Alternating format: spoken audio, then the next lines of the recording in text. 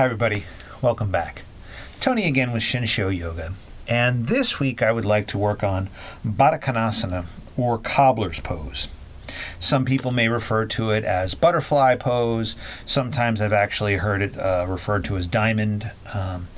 It doesn't really matter. Its true name coming from Sanskrit, Baddha Konasana, is cobbler's pose, but that is the one where we have our legs in that, for lack of a better term, butterfly setup, and we're folding. And I'm going to show you using some props how to help you in this practice here if you're challenged with it, because it can be intense. It's really an inner hip stretch in here, and it really gets into the inside of the hip here. Some outside, some back, but really inside here. So we definitely want to be warm coming into this posture. Again, I would put this into the intermediate type of posture. Not something necessarily you would choose to do during a warm-up, at least not intensely. Sometimes these more intermediate postures we can do during a warm-up if we're doing them in a modified version, right? Just to be able to access, maybe in this case, some inner hip, if we're going to work on inner hip in the class that day, if that's going to be our focus for the day. So maybe we use that a little bit in a modified version just to begin to stretch that a bit. But if we're looking to really come into the posture, full boat, for lack of a better way to put it, you want to be warm and you want to be loosened up a bit before you come into it, because it'd be quite intense. So let's just get into it for today. And I'm going to show you initially how to do it without the props and then with the props. So you're going to sit square on your mat or flat on your mat, and you're going to bring the soles of the feet together. Now, depending on each person's body is going to depend on where your legs are going to be. So you can see my feet are about the width of a block out from my inside of my hip here, from my groin. You will see sometimes people pulled in all the way like this. This does not work for my body. I can't even sit. I have to do this, because if I'm going to do that, then I'd be all the way back here because of the way my hips are aligned. My hips naturally like to splay out. So pulling this all in this way, the geometry of my hip doesn't work, and I can't even sit flat, right? And I also get some impingement when I do up here in the knees. So my feet come out to here. This way I can sit flat on the mat. And that's what you want to do. You want to be flat. Now, you don't want them all the way out this way, because then we're not going to get into the inner hip. They need to be at a point just past the inside here of the legs, right? To where you can sit flat, but you can still basically feel it throughout here. The knees do not have to come all the way down. That's okay, right? They can be up, right? If they're all the way up here, we're going to work on that with some modifications in a bit. But as you can see, on this side, I have about 4 fingers off the knee, off the ground. And this one a little taller. My left hip is my more challenging one. I've got almost the whole hand up, but that's okay. Get yourself nice and flat. Right? And what I like to do with that is a little rock side to side. Some teachers may have you actually grab onto the glutes and pull the flesh up there. I don't have anybody have to do that. You don't have to be that extreme in it, in my opinion. Just a little rocking from side to side. Now, depending on what your teacher will ask you to do, generally from here, you're going to take your arms up to the sky, right? Letting the shoulders relax, and then you lead with your chest, keeping the head up, right? And fold forward. Now, when you hit some resistance, right, you can bring the hands down. I often will do a little shake there, right, initially with it, just to make sure I'm flat. And then with your breath, you can just begin to sink down into the posture.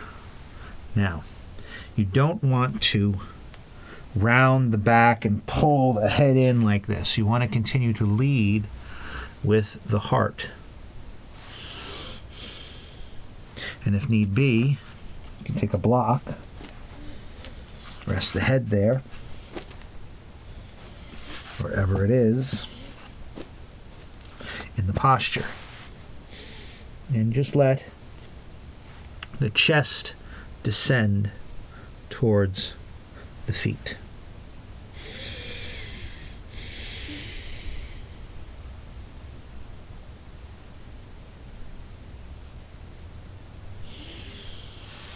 When you come out, you walk yourself up. You extend. And then generally, depending on your teacher, I'll have you do, maybe you bring your legs in and windshield wiper them a bit, etc., etc. This can be pretty intense into the inner hip here. You want to be flat when you're seated there.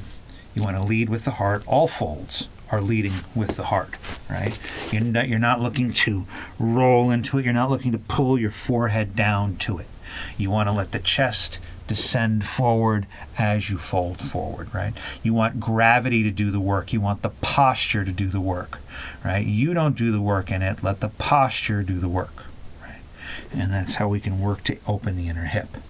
Now, let's say I just did that and you looked at it and you went, I can't get into any. I have some students that have super, super tight hips. Well, this is where our props come in.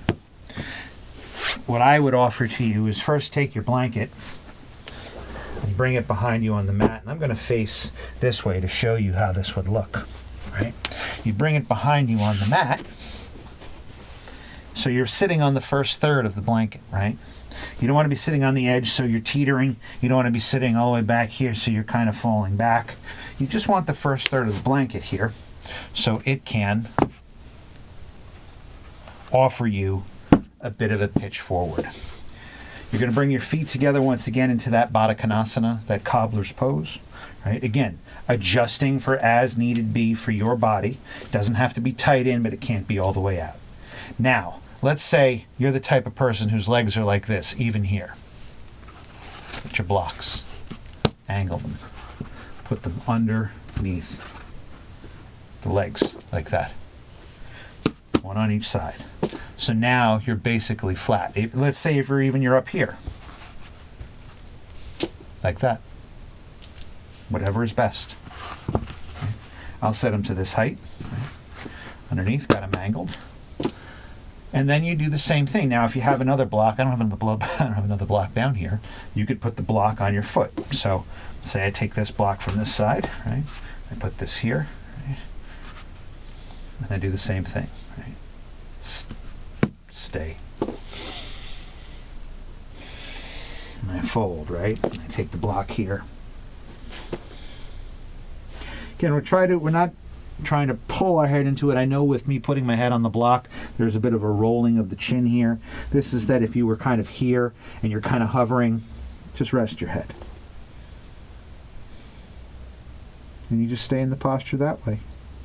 And when you hit that point where maybe you can go a little further,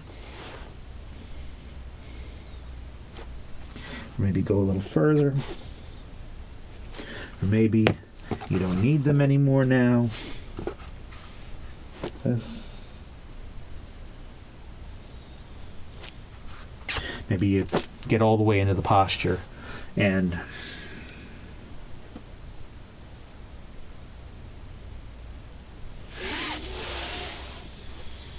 this blanket offers a nice little lift up, right? It's just folded once, right? Most of your blankets are sitting on your shelves at the yoga studio somewhat like this, right? Just this way. Now with COVID and all, maybe you don't have blankets at a studio. If you're going in there to use, I would suggest you have your own. Maybe you're practicing at home online or with your studio. I would suggest you get some props.